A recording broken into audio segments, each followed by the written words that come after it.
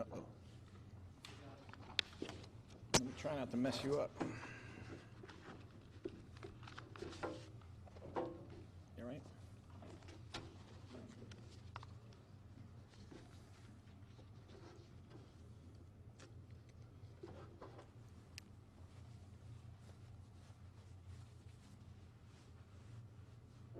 Morning. Is everybody ready? Okay, very good.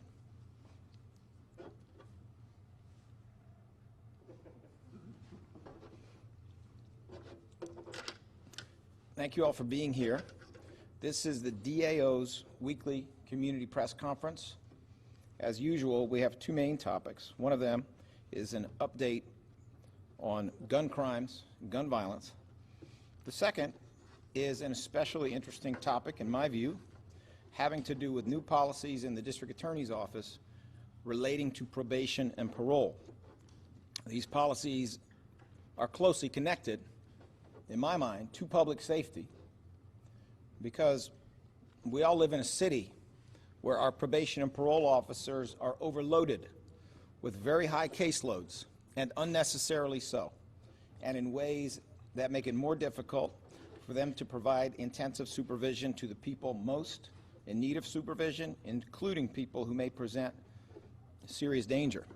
So anything that can be done with probation and parole policy to bring Philadelphia in line with other jurisdictions and to get better results in terms of supervision where it is necessary by avoiding supervision where it is not necessary connects directly to and supports public safety. We're going to switch our usual order. Usually we go through gun violence first, and we go to the policies second, or the second topic is after the gun violence information. However, today we have with us representatives of the Defender Association who have obligations, and so we're going to go with the probation parole policies first. We will then take questions relating to those policies, and we will switch and talk about gun violence. We'll take questions relating to that, which will give our colleagues from the Defender Association an opportunity to leave to attend to their other obligations after the first section. I want to acknowledge some of the community stakeholders, staff who are here. We have with us Alan Tauber, who is right now the interim chief defender of the Defender Association of Philadelphia. We also have Keisha Hudson, who is the incoming chief defender. Keisha Hudson will be replacing Mr. Tauber. She'll be starting actually on Monday as the chief defender, and we are delighted to have the opportunity to work with her as a colleague moving forward.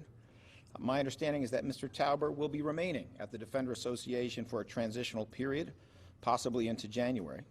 We also have with us Byron Cotter, who is the Director of Alternative Sentencing, Defender Association of Philadelphia. For those of you who don't know, Byron has essentially been Philadelphia's guru on probation and parole for many, many years. He is not only a local expert, but is viewed by many as being a national expert on probation and parole in Philadelphia. We have with us Judge Carolyn Temmett, who is a first assistant district attorney in our office.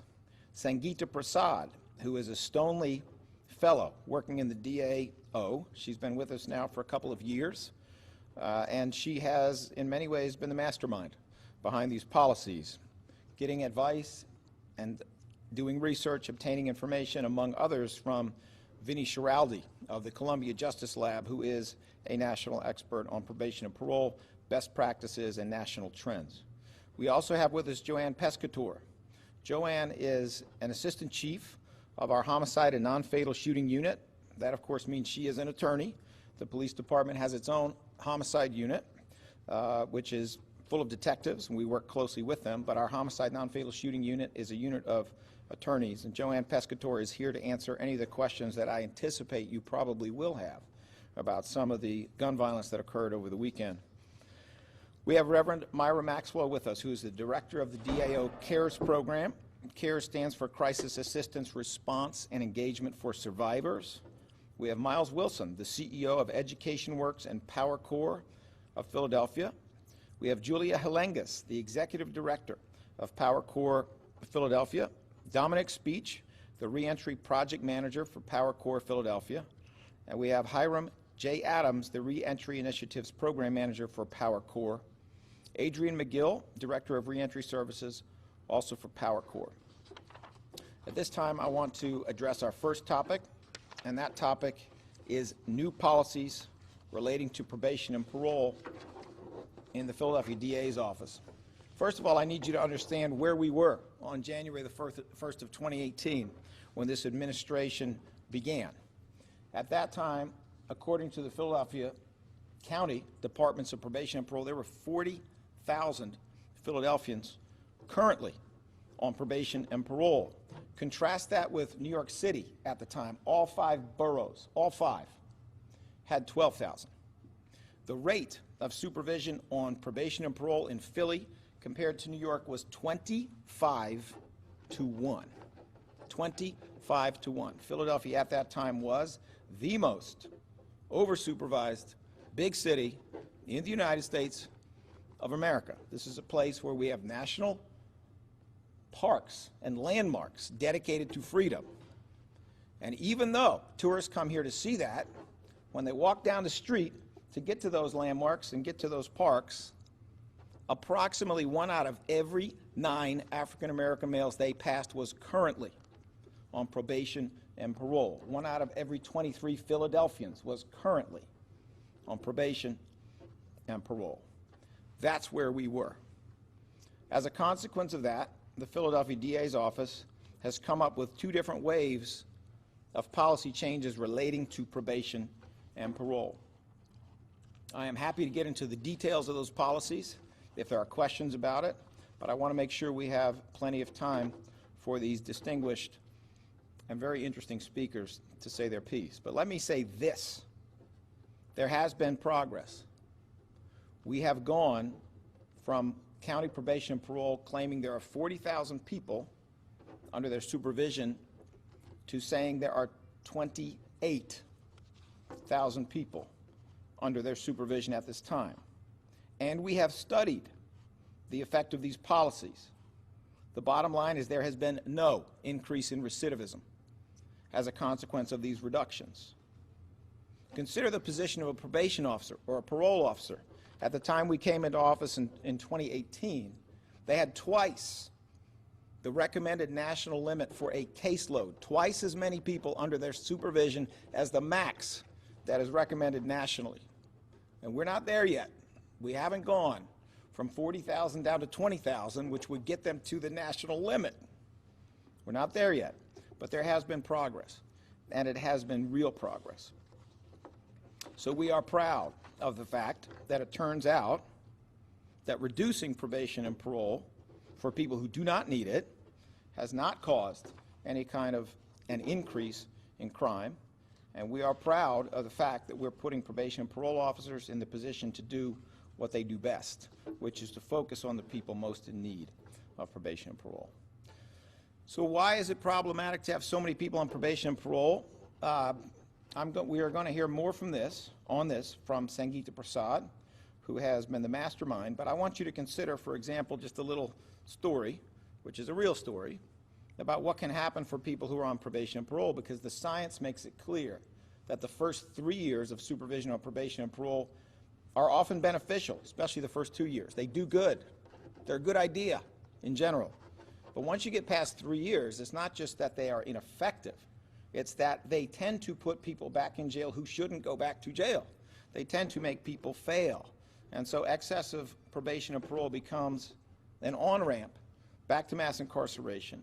And it becomes a tripwire that stops people whose lives are being turned around. Consider the position of a landscaper, for example, who on a Friday is working a job and on a Friday is also required to go and report to probation and parole. This is not the first year, it is not the second year or the third year. We're in the 5th year. Someone has come out of jail, has done their time, and has been on the right track for 5 years, is employed, is a provider, is staying out of trouble, is doing everything that that person is supposed to do. But it is a Friday, and it is time to go see your probation and parole officer, because some judge thought it made sense to impose 7 or 8 or 10 years of supervision. The only problem is a boss who hired someone with a record have the decency to do that and give this probation or parolee a second chance, the boss needs the employee today. There is weather coming in. The job has to be finished today. Payroll has to be made. Payroll doesn't get made unless you finish the job. It has to be done. And boss has finally had enough. We're 5 years in and says, you can't go. If you go, you're fired. So what does this probation or parolee do, having gone down the right path all these 5 years? Does he leave the job, which is a violation of probation and parole? Also means it's going to be impossible to pay the fee this probationer and parolee pays every month for his own supervision. Or does he skip the appointment? In which case, he's violated his probation and parole because he is required to go. What is that probation or parolee supposed to do? You have a person who is acting in a decent way up against a system that is not, that doesn't work. Well, that's a real story. That happens all the time. That's for real. And what also happens all the time is on year 6 or year 7, someone who's gotten it together in so many different ways has marijuana in their system. Oh my goodness, the end of the world. Something that's legal in state after state across the country and will soon be legal in Pennsylvania, and Republicans agree should be legal in Pennsylvania. Oh my goodness, there's some marijuana in their system. It's time to stop being a provider, to stop having a job, to stop paying the mortgage and go back to jail.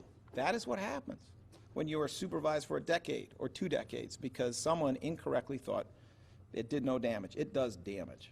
And that's why it is so important that we are able to modify these policies. At this time, I would like to call forward Sangeeta Prasad, who has done amazing work in our office as a Stoneleigh Fellow and has masterminded this policy to explain the policy and explain the reasons behind it. Ms. Prasad?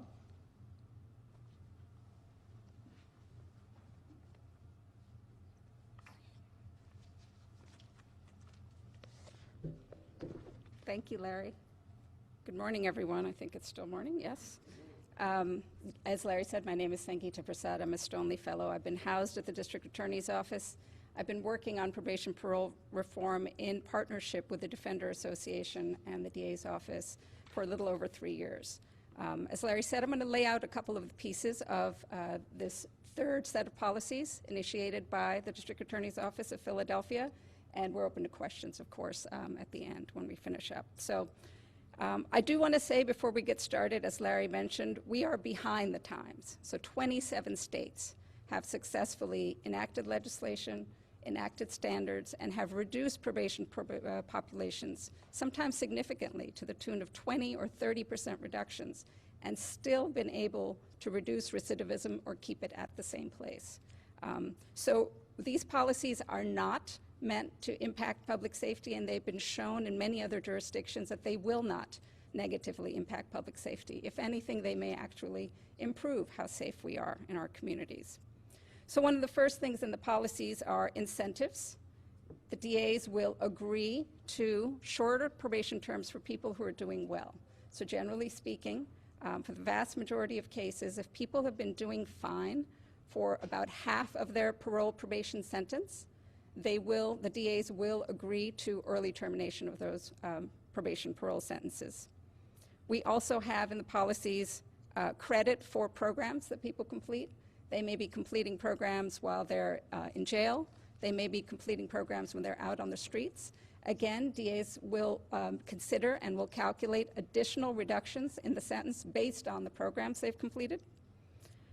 DAs will also be trained to reduce the number of conditions that people are being asked to abide by on probation and parole. On average, people have 8 to 10 conditions that they have to abide by in the city of Philadelphia for every probation and parole. As some of the probation leaders in the state have said when testifying before the Senate Judiciary Committee, they themselves couldn't abide by all those terms, and they certainly couldn't do it year after year after year. In addition, these policies will require that DAs ask for the fewest conditions possible. One of the most onerous conditions is reporting. As Larry mentioned in his example, that is something that can waylay you in terms of keeping your job. It can also break your community connections, your family ties. But in addition to that, you're seeing a lot more judges being open to the idea that if you are getting treatment for substance use, you may relapse, and that should not be a basis for violating you on your probation and putting you back in jail. So as to conditions like those, the DAs will be recommending something other than going back to jail. Additionally, under these new policies, DAs will be trained to not require that people have to stay within the county. If they have a job or if they have childcare issues that require that they travel, they will be permitted to go out of the county. And that's something that DAs and defense can negotiate at the time of sentencing, or they can come back and negotiate as well if a probation violation comes up.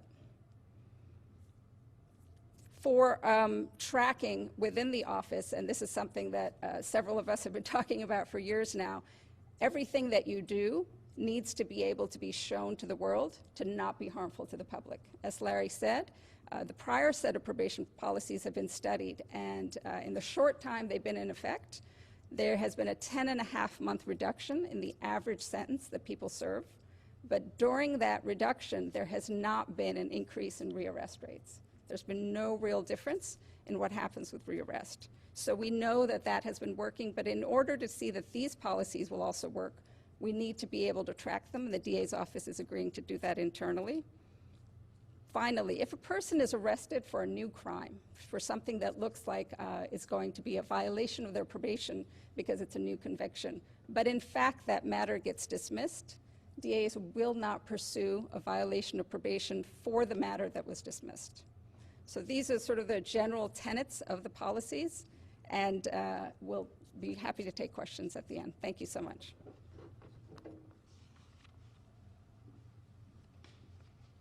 Thank you, Sangeeta.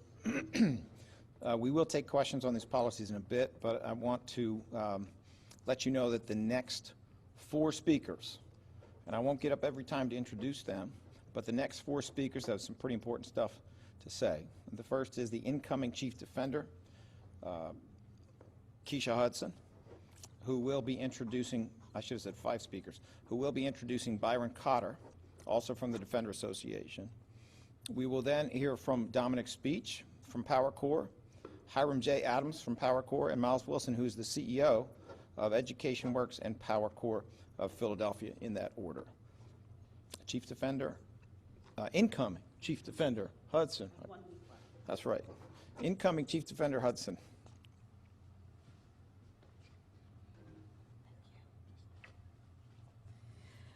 Thank you, District Attorney Krasner. My name is Keisha Hudson, and as DA Krasner said, I am the incoming Chief Defender for the Defender Association of Philadelphia.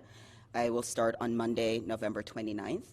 I'm here just to make a few remarks to say how much I'm looking forward to working with the District Attorney's Office to continue our organization's partnership, not only on this issue, but many other issues.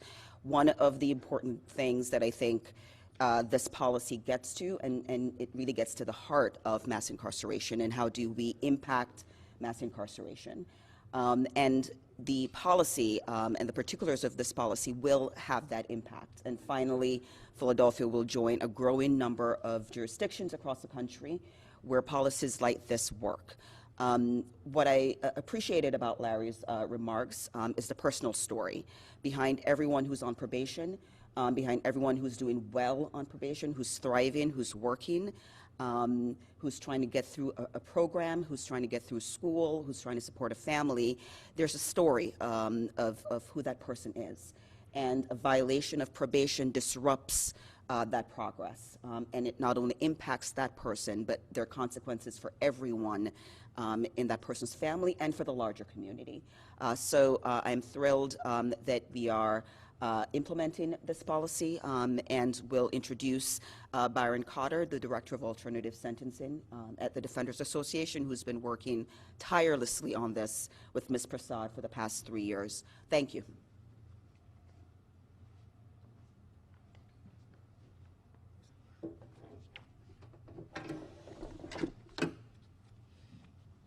So first, I would like to congratulate DA Krasner. These are tremendous proposals, and I cannot wait till they go into effect. I deal with clients on a personal basis. He gave an example, but I want to tell you about a woman who is on 10 years probation. She was out of prison, and she was a severe heroin addict, and she got out of prison in 2018. She has 10 years of probation. She's now fully employed. She works on Washington Avenue in an appliance dealership. She's doing extremely well. She wants to buy a house. She calls me every day and asks me to try to get her probation terminated. I've filed 3 petitions to terminate probation. The district attorney's office has agreed to those petitions. The judge has denied those petitions. I'm going to argue another one for her on January 4th before her judge. The reason she wants termination is because she has an opportunity for a wonderful job out in the counties, and she's buying a home there for herself and her children. Unfortunately, because she's on probation, she cannot get a mortgage. Her mortgage company will not allow her to get the mortgage until her probation is terminated. So that's the type of client that I deal with on a daily basis. If I can get her probation terminated, she's going to skyrocket. She's going to be a productive citizen of the state of Pennsylvania, a taxpayer, and make sure that her children do extremely well. What the district attorney's office has created, when a client's in the courtroom and they hear the judge issue a probation sentence, they get very depressed. But when they hear the judge say, Johnny, if you do the next year on probation and you do very well, and you come back to me, I promise you that I will terminate it. That gives the client an incentive to do extremely well. And the client will come into my office. I guarantee you, when that year is up, the day that year is up, that client will be knocking on my door and saying, the judge promised me that they would terminate probation. I've done everything they've asked. Please, Mr. Carter, file that petition. And normally the judges will respond. But what this has created a team between the judge, the client, the district attorney, and the lawyer that will work with the client to make sure that he completes that probation, he does well, and then it's terminated, and he can go along with his life. What the district attorney said about the landscaper, 100% true. Every day, a call from a client. My employer wanted me to stay and work overtime, but I had to report on probation. And they lose their job. You're hurting the client. You're making the city less safe. The clients get frustrated, and they don't know where to turn. With this type of contract between the judge, the district attorney, the defender, it's going to help them succeed. This will make the city safer. And that's what everyone should realize. This will make the city safer. It will reduce recidivism. A client that's sent to jail, for, as Sangeeta Prasad said, for using drugs, what good does it do to send him back to jail? It just frustrates him. It makes it worse. The family's calling me. The client's calling me. They need treatment. They don't need to be sent back to jail. They need to be sent to treatment and then go along with their lives. So I think these are tremendous policies, and I think it will make the city so much safer, and I congratulate the DA. May I say one more thing? Every day, and I forgot, every day we are filing approximately 10 to 15 termination petitions. We're reducing that, and we do that with the help of the district attorney. They usually agree with our termination petitions. Our office has been doing this for years, and now finally everyone in the system, including the judiciary, is seeing the success of that. Thank you.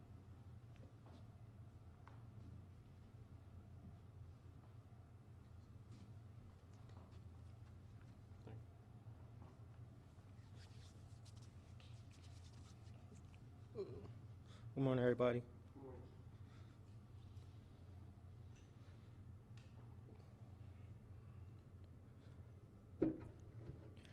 My name is Dominic Speech. I'm the project manager for Power Core Reentry Initiative Trust.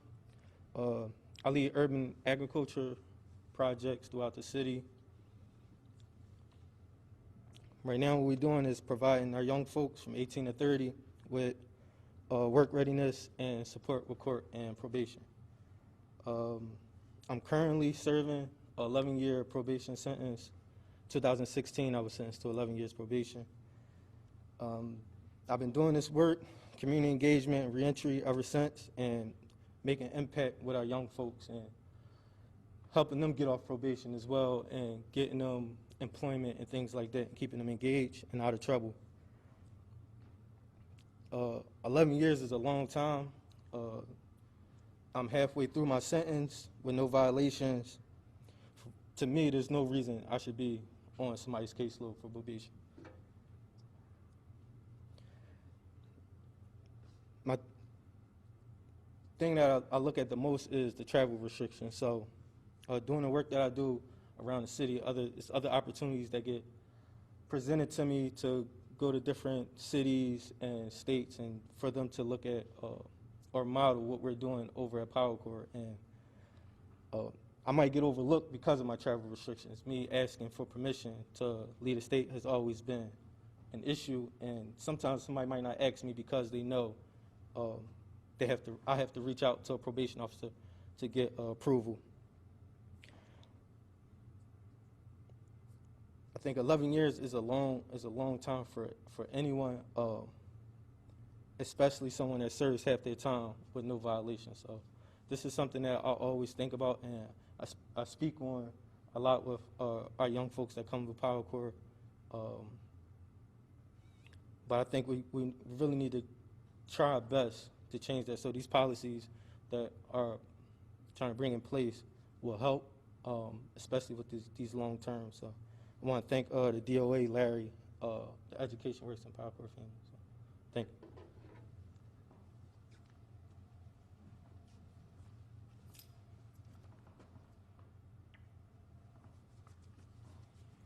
Good morning, everyone. My name is Jay Adams. I am the Reentry Initiative Program Manager here at Power Corps. I have recently started here within the last month, and when they asked me to speak on my experiences with parole and probation, I was a little hesitant because I didn't think I had any, I didn't have any negative things to say about my particular case. But now that I gave it some thought, I would like to state that when you have a parole officer or a system that is behind you and encourages you to do well and gives you the opportunity and the space to breathe and live, there's so much you can do.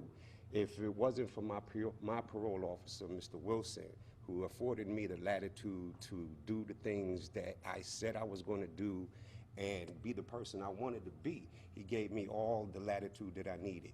And from the day I was released and 2 days after that, I found an organization, and I told him I wanted to work with this organization, but I have to start as a volunteer. And he was like, fine, go ahead. Even though I had to pay fines and restitutions and all those things, he understood and he saw my vision. And that vision has led me here to today, because if it wasn't for his leniency on his part, I wouldn't be here. So the things that the DA's office is trying to do, the public defender's office is trying to do, is imperative that we get this done, because it's going to springboard so many other people to do and become their best selves and design their own futures. And I would just like to, you know, it's hard out here.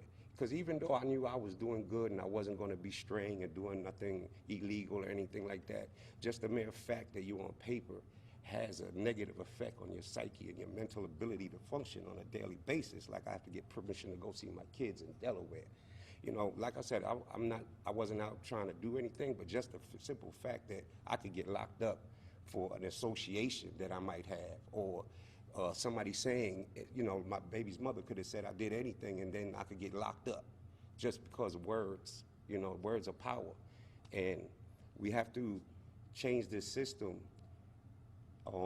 We have to break this system, because the system is working against us. It's working as it was designed to do, and we do desperately need these reforms so our folks can come home and have a feeling, a sense of being a man or a woman, and not some child that has to report to somebody on a regular basis and has to tippy-toe and, you know, suck a duck, a lot of essential things that you would like to do, but you don't do because you know. I can't get a job in Jersey. I had an opportunity to get a well-paying job in Jersey and couldn't do it because I'm stuck here in Philly. I couldn't get permission to do that. That was the only negative thing that I had while I was on probation. Other than that, due to my probation officer having the foresight to let me be me and grow, is why I'm standing before y'all today. If it wasn't for him, I really don't know which direction I might have went. I wouldn't have went left, but I don't know where my career would have been if he didn't give me the opportunity to build it. You know what I mean? Thank you.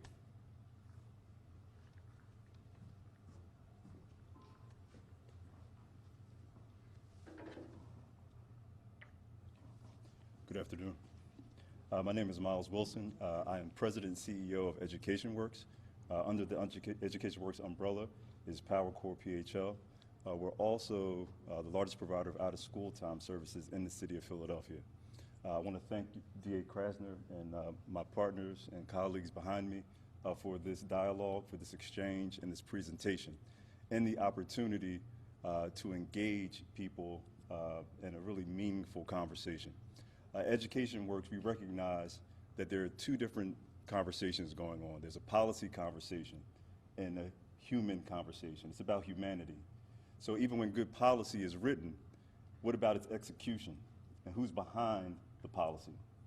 There are a ton of good policies out there, but if a probation officer chooses to use his power, his or her power or authority in a negative way, it's a punitive response to every single action. And given that all of us are flawed in some way, if you stay on probation for 10 or 11 years, the odds of you making or having a misstep is very likely, myself included. So the plea here is to not just have a smart policy conversation, but how do we engage humanity? How do we recognize humanity in people? Sometimes because of proximity or lack of proximity, people don't make urgent this conversation or the feelings of a person who has family, who has a child, who lives in Delaware, and I just need to cross the state line to see my child. Something like that could get you violated and back in the system. And some of the examples that were cited here, they're real examples. They are not one-offs. As someone who has worked in this field for many years, you take a multiplier on that conversation and my own family. So I just want to recognize the urgency in this conversation and the humanity in this conversation.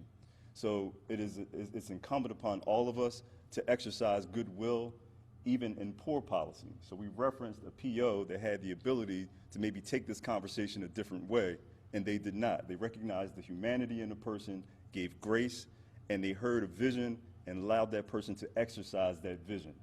At Education Works, we pride ourselves in that type of exchange and pushing this dialogue forward and have people recognize true freedom. So once again, I want to thank the district attorney for supporting us. I want to thank my partner, Julia, who is the executive director for this program, and her vision for everything. And just thank you again for our participation in this. Thank you all for those excellent, interesting comments. Are there any questions for any of the speakers? Sangeeta Prasad, incoming Chief Defender Keisha Hudson, Byron Cotter, Mr. Wilson, who just spoke, Mr. Speech, Mr. Adams, or me. Are there any questions? Now, we will turn, after this question session, we'll turn to gun violence. We'll answer those questions separately. Yes, please. Yeah, I don't know who would like to speak to this, but so in talking about the reforms to this policy, where do judges stand on this? I mean, will they get on board with what you're trying to accomplish? Because on the one hand, Mr. Cotter said most of the time the judges will go along with petitions, but in the example you gave with the woman who's working on Washington Avenue, she's been denied. So how much participation do you think you're actually going to get from the judges in these cases? So, great question, and let me tell you this. We have provided this policy to the judge who is the chief of criminal. That's the Honorable Lucretia Clemens, for her review. She is independent, as are all judges. Whatever her suggestions were, we did not have to take. But, you know, we thought she might have some wisdom that would be helpful to us, and she has reviewed it, had a suggestion, which we have incorporated. So I expect that the judicial leadership, which is aware of this policy, is supportive.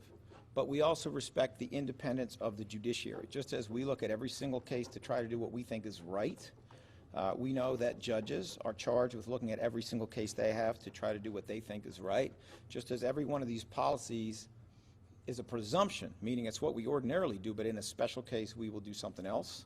We understand that judges are allowed their independence. We don't expect or even hope that every single judge will agree with this. They are a separate branch. We totally respect that. But what we have seen in the past is that, in general, the judges are with us on matters related to our probation and parole policies. And they have good reason, because science shows it works. Are there any other questions? Can I just say, Oh, sure. I agree with everything he said, and let me tell you that the Defender Association, myself, Keisha, we will not rest until we have that woman's probation terminated. I guarantee it. Larry, why are parole sentences so long? So, another great question. So many great questions. Thanksgiving must be coming.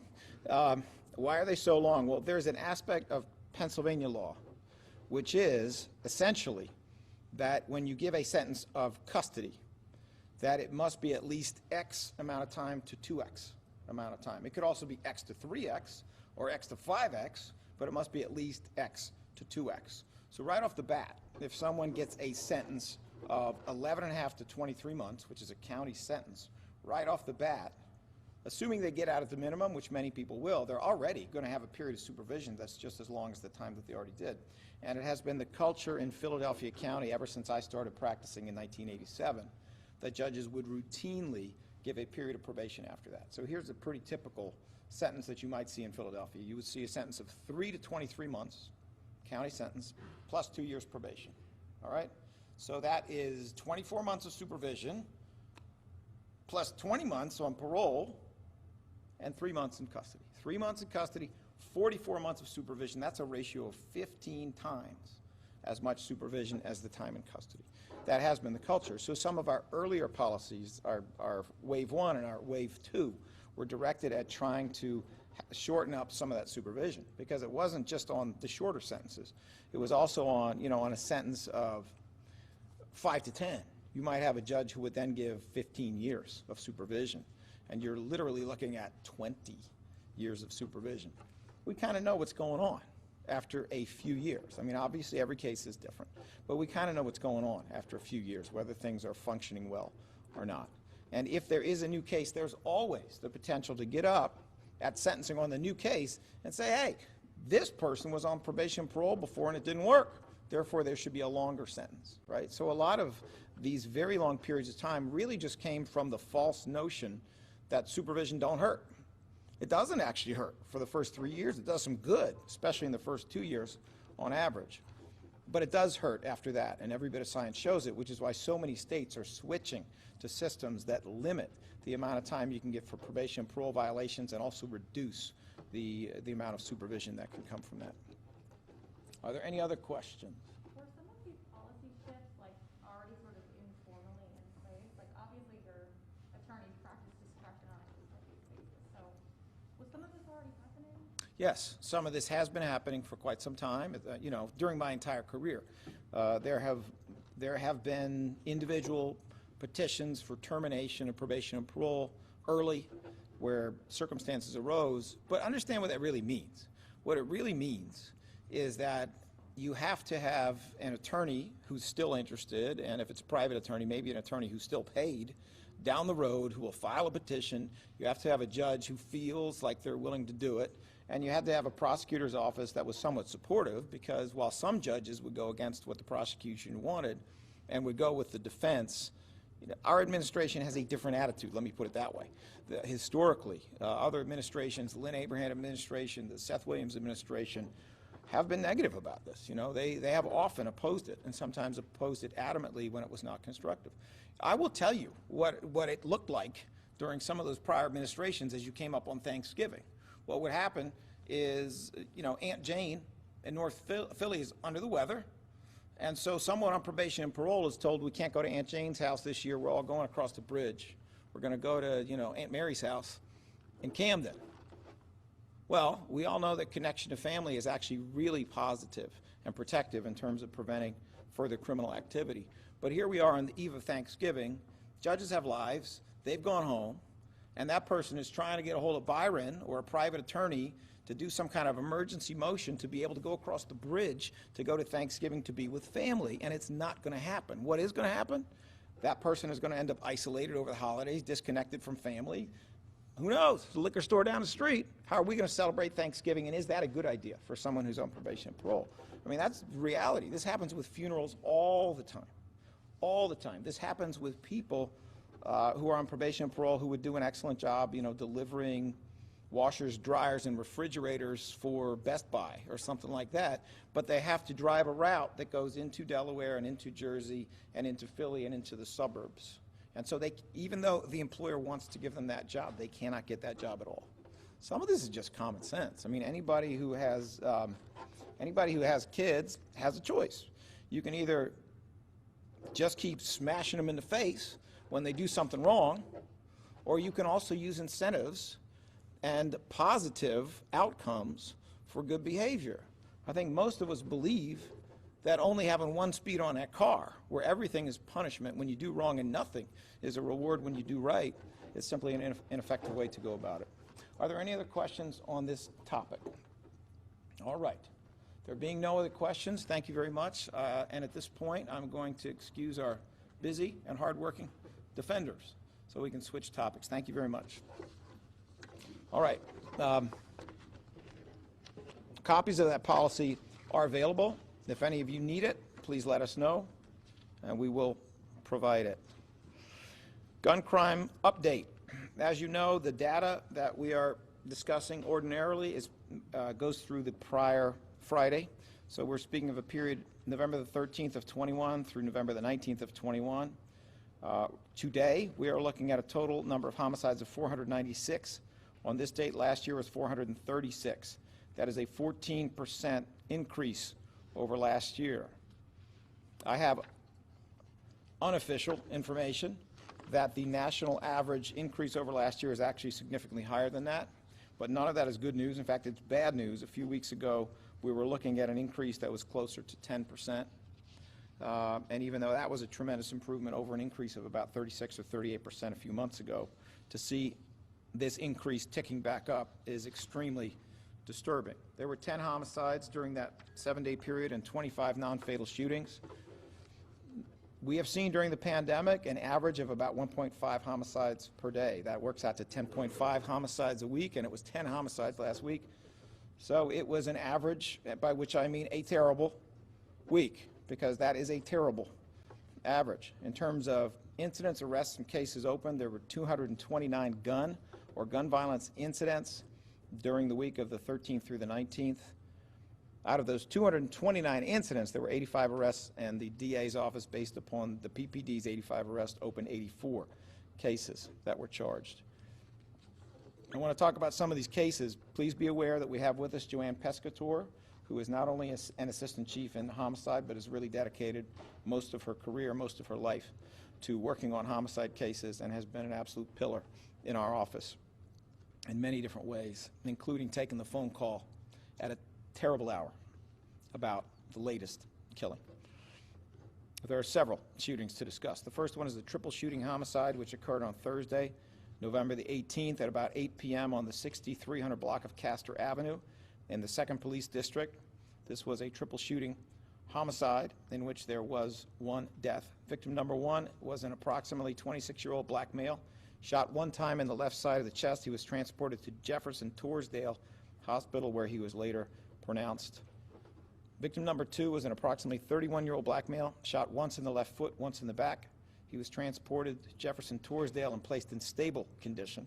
Victim number three, an approximately 22-year-old Hispanic male, was shot once in the left calf, transported to Albert Einstein and placed in stable condition. No arrest has been made, no weapon recovered.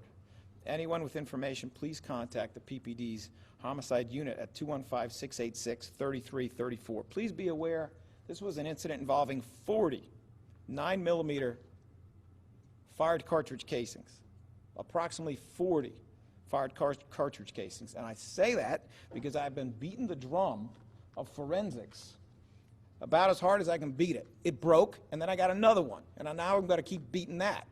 This is a city in which our ability to solve shootings and homicides is below where it should be. It's a city that is decades behind on having the full capacity to use the most modern means of forensics. And when you come to a crime scene where there are 40 pieces of brass, 40 fired cartridge casings like this, it screams out for the forensics that the PPD needs in order to be able to solve cases in new ways, not just the old-fashioned way of leaning on witnesses and interrogating young people in a room for a long time.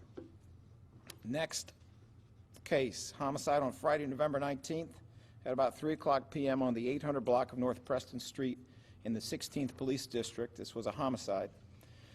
An approximately 24-year-old black female was shot once in the left chest, once in the left arm, and twice in the right lower back by a known doer. She was walking with her two 5-year-old twins. She was taken to Presbyterian, where she was later pronounced. No arrest, no weapon at this time. Anyone with information, please call 215-686-3334. This next case is a little different. This is a robbery double shooting case. On Saturday, November the 20th, at approximately 12:15 a.m. on the 3200 block of Longshore Avenue in the 15th Police District, there was a robbery double shooting. Understand the shooter has been cleared. The shooter was the victim of the robbery, someone who possessed a permit to carry. The first injured party, and I say injured party because it is believed this individual was a robber, was an approximately 20-year-old black male who was shot multiple times throughout the body. He was transported to Torresdale, where he was placed in critical condition. The second injured party, who actually passed away, is also believed to have been a robber. This is an approximately 20-year-old black male who was shot multiple times in the chest. He was transported to Jefferson, Torresdale, where he was later pronounced. There's a third person believed to be a robber who fled the scene and is not in custody at this time. 2 firearms have been recovered. 2 arrests have been made, and there are arrests of the injured parties, the robbers. The shooter, as I said, has been cleared. There are no charges against the shooter at this time because all indications, including video, point to his having been the intended victim of a robbery. Anyone with additional information to this incident should contact PPD's Homicide Unit at 215-686-3334. The next case is a double homicide shooting. On Saturday, November 20th at about 8:30 p.m. on the 6100 block of Palmetto Street in the 2nd Police District, an approximately 32-year-old black female who was 7 months pregnant was shot once in the head and once in the stomach. She was transported to Einstein, where she was pronounced.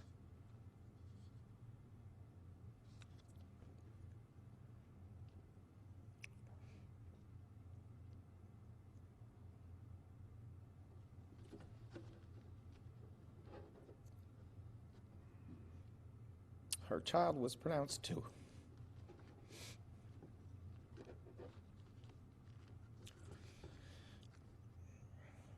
No arrest has been made at this time by the PPD. No weapon has been recovered.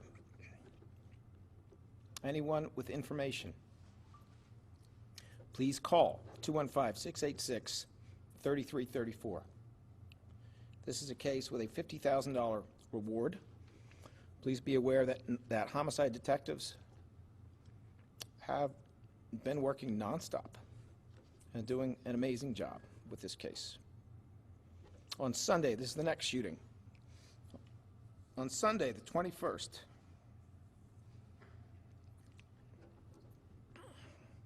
at 3:30 p.m. on the 5000 block of North 8th Street in the 35th Police District. There was a homicide shooting An unknown black male was shot 9 times throughout his body. He was pronounced at Einstein. No arrest has been made, no weapon recovered. The number is 215-686-3334.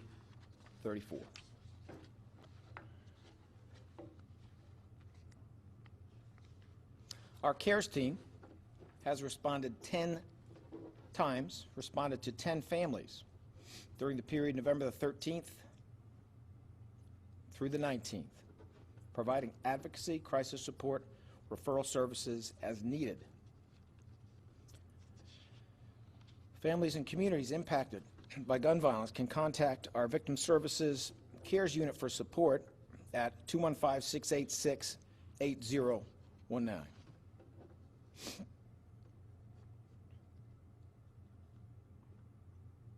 We've said many times that we believe reform and safety go together.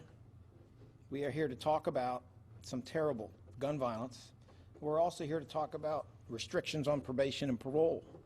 Well, they go together, because if you allow your probation and parole officers to spend their time on people who present a bona fide danger, if you allow their caseloads to meet national standards, and if you stop spending resources filling jails up with people who smoked weed 7 years after they paid the price of a sentence, then you are able to use those resources in ways that are protective for treatment, for prevention, for things that really, truly make a difference. As I noted, I'm happy to answer questions related to these issues, but we have with us Joanne Pescator, who is not only extremely knowledgeable in the shootings, but has a treasure trove of experience and insight in relation to homicides and shootings. Are there any questions? Can you tell us, what is your office doing to try to curb this violence against women in Philadelphia? Short answer is everything we can. We, needless to say, we believe that there are 2 aspects to it. One of them is enforcement, and we are extremely serious about there being accountability in the cases that the PPD is able to solve. We had a very high rate of conviction on homicides and homicide by gun cases before the pandemic arrived. I can tell you there's some good news on that front, which is that we are expecting in January that the capacity of the courts to actually try cases will increase significantly. This has a lot to do with high levels of vaccination and low levels of transmission, making it possible for people to be closer together in a courthouse. We know that the court's judicial leadership have struggled with this for quite some time, and we believe they've been making wise decisions for public safety that whole time. But we have been chomping at the bit now for a while to be able to bring cases to trial. It's not just the cases that go to trial, it's also the cases that resolve on the day of trial, because the judgment day has come. So, that is obviously one of the things that we have done.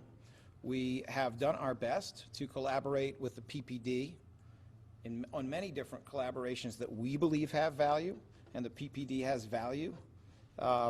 We are struggling to get a city that seems to know how to finance other things to finance those measures. I mean, it is good to have community meetings and testify before council. It is good to be open and transparent about it, but everybody knows that government actually cares about what it pays for. That's what they actually care about, and it's not getting paid for. So it presents a significant challenge to us, and we will continue to try to work with our criminal justice partners, to try to work with City Council, to try to work with the mayor, to be able to continue these collaborations which have been successful. And as you're well aware, we've done many different things in terms of prevention. We believe that prevention is essential. And the big picture as we move into a second administration, as this city struggles with a pandemic that's liable to turn into an endemic and be with us for quite some time, we believe that an essential aspect of this is to appropriately and heavily fund prevention. This is, of course, impossible unless you have the money. And one way to get the money is to look at the savings that have been caused by policies that do not make us endangered, that make us no less safe. The amount of money that the DA's office's policies have saved just in juvenile justice in the last 4 years exceed $40 million. $40 million. That money should not be going for tax breaks for Comcast. That money should not be going for politics and to build new houses for wealthy people. That money should be going into prevention, because that's how you actually make us safer. We go back to where we started. We don't have everybody in jail, but we do have public schools. We don't have everybody in jail, but we do have a mental health system. Our mental health system has been decreased by almost 85% as a direct result of mass incarceration, and you all know where we are in terms of funding for public education in the biggest city in Pennsylvania, one of the biggest in the country. So we are doing all that every way we can, and we will continue to do that. We also are providing services to victims that have never been provided by the DA's office in the city of Philadelphia. The CARES program is amazing. It has been refunded because it is amazing. It does a lot of good, and we are looking forward to continuing to work with our criminal justice partners in that regard. Yes, sir. Mr. Krasner, you appeared to wipe away a tear a little earlier when you were speaking about the homicide of the pregnant woman over the weekend. What can be done to prevent that in the future from reoccurring? It seems like it was a drive-by, senseless violence type of shooting. Well,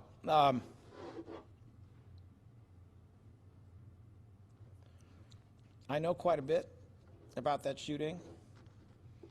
I don't want to say too much about that shooting. Police are calling it targeted.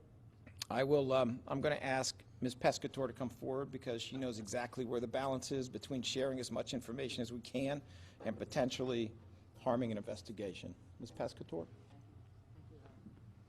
Hi. There's not much more I can shed on this. Just suffice it to say, as Larry said, the detectives have been working tirelessly. I've been on call since Friday. I have literally taken 30 calls. I've been down to the homicide unit. They are executing search warrants, looking at phones, looking for video, looking for the public's help in solving this case. We do believe it is a targeted shooting. It's obvious there was not a robbery at stake here. The victim had just returned home from her own baby shower, had gotten her mother into the house, and that's when this incident occurred. So we're urging anyone who has any information to please call the homicide unit. Is there a person interested at this time? I can't comment on that.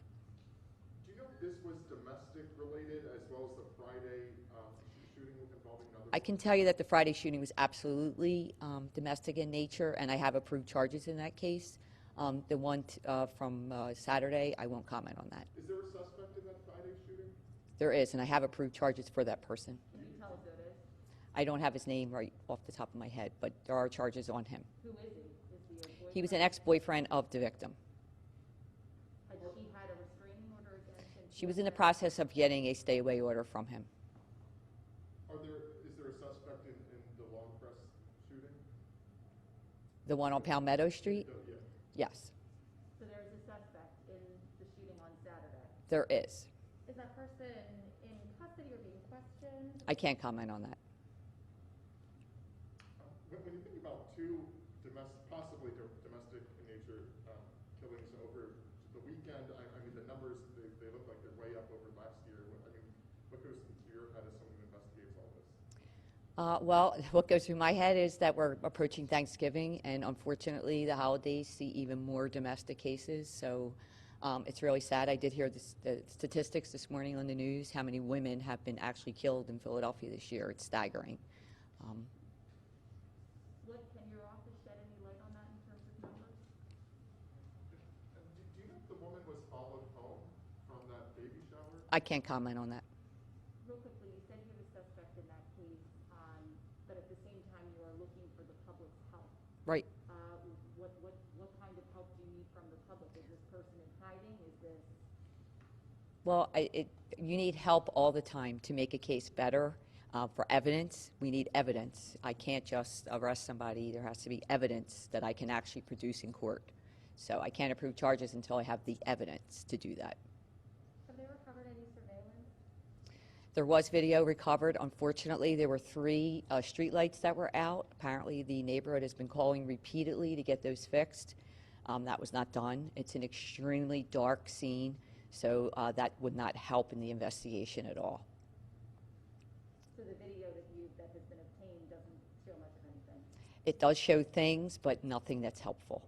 What's your message to these shooters? I mean, police were able to ID, I guess, both of them pretty quickly.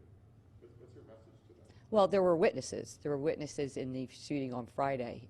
That's a known doer. There were witnesses to that. There are no witnesses in this particular case. There are other circumstances the way that you go about proving a case. So.